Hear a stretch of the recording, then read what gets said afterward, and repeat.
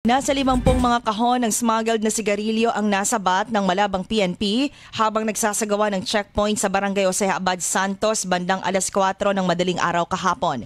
Inilala ni PNP BARM spokesperson Lieutenant Colonel Jope Ventura ang mga suspect na sina alias Abdul, kasapi ng PNP na may ranggong staff sergeant na taga Lanao del Sur at isang alias Ansari 42 anyos taga Malabang.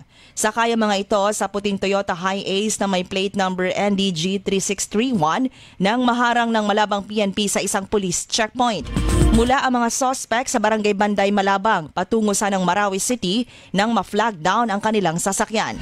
Tumangkap ang tumakas sa mga ito ngunit napigilan ng PNP. Nakuha sa mga ito ang 2,500 reams ng San Marino brand cigarettes na nagkakahalaga ng 1,962,500 pesos.